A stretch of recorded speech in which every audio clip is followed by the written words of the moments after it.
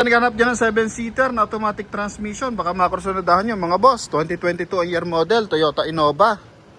Mileage lang na ito mga bossing is nasa 26,000 km mga boss. Ha? Naka Yokohama tires yan. Tapos series 2022, 90% red light mga bossing.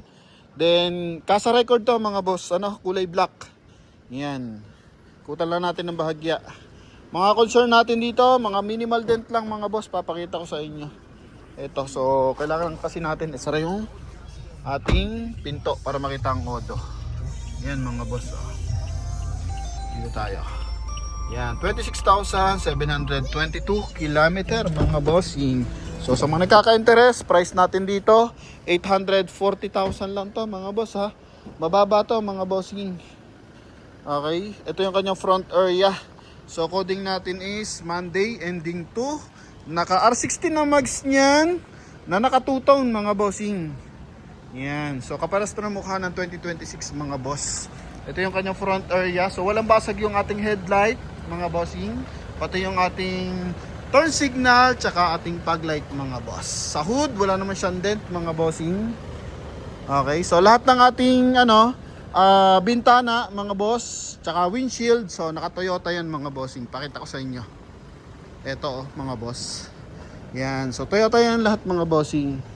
Okay, pati yung mga siding, so paikot Toyota lahat mga boss. Ito yung kanyang front area. Sa hood natin, mga minimal scratches lang, mga ganyan lang mga boss.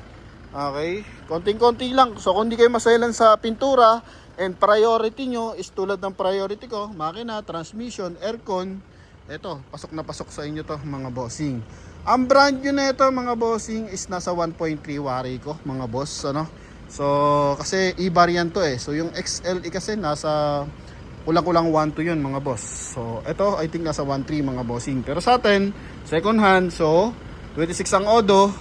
Tapos 840 lang mga boss. So i-check lang natin yung mga ilaw niyan para at least klarado rin mga boss.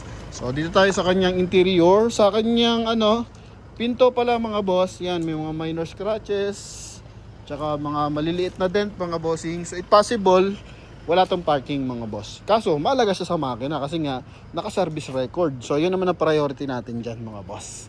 So punta tayo sa ating interior. Door panel natin, power adjust yung ating side mirror mga bossing. Ito pakita natin mga boss Yan, tapos yung kabila. Yun, so responsive naman, kita naman sa video mga bossing ha. So dito tayo sa ating interior. Naka 2 din audio system mga boss. Yan, so na yan? Tag dito. Pwede ka na dyan mag-movie marathon mga bossing. Tapos busina, stock ang busina natin sa dashboard. Walang basag ang dashboard. Sa windshield, walang basag mga bossing. Hinaan lang natin to ng bahagya. Ito yung ating meter cluster. So walang nakailaw mga boss. Service record natin, pakita natin mga bossing. So nandito yan sa pinakadulo pag service record mga boss. Yan, so dito mga bossing ha. 2023 nagpa-service, 2024 tsaka 2025 mga boss. Yan ha.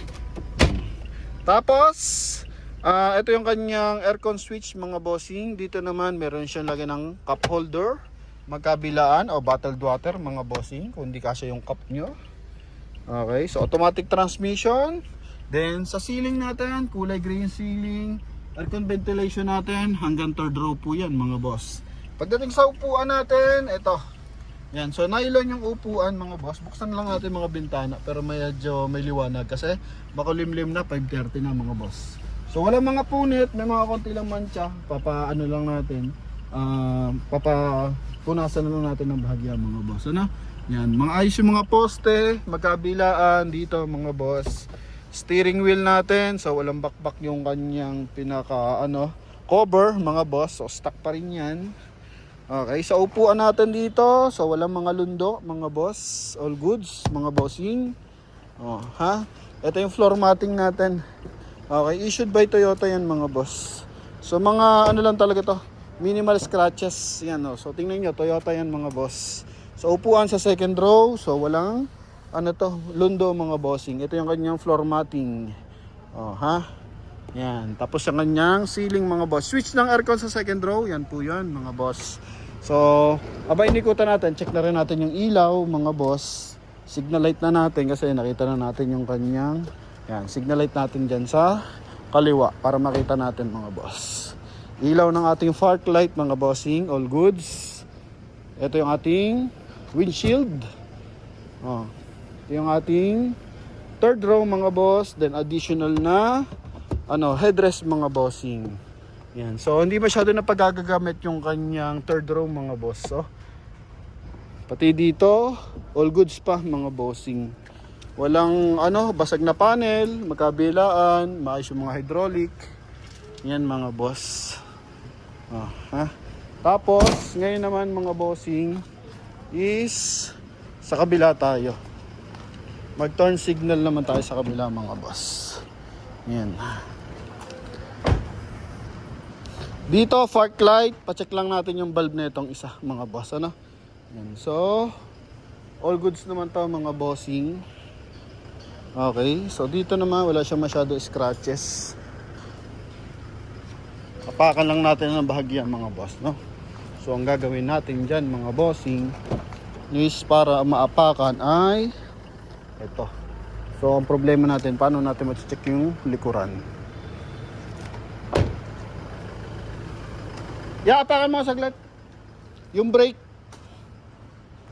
Ito mga boss, kasi wala yung bulb, so papalitan natin ng bulb. Pero pag ayaw umilaw yan, yung socket yan mga boss. Okay, goods mga bossing, bulb lang ang papalitan natin ha. So tayo na magpapalit dyan mga bossing. Thank you. Bukod sa pogi ka na, talagang napakabait mo pa. Ito yung kanyang second row mga boss. Oh, yan. Oh, ito dent ng bahagya, front area mga boss, all goods mga bossing. Sa aircon walang problema, malamig aircon natin. Okay, turn signal dito sa kanyang side mirror cover. Tsaka 2022 year model naman to mga bossing. Naka-conduction sticker yan, harap at likod mga boss. Hindi na ilaw, no? So pailawin natin to. Okay, baka hindi napansin kanina. Yan. Alright. Tapos sa kabila, pailawin din natin. Tapos pailawin natin yung fog light mga bossing. So balik ulit tayo sa kabila.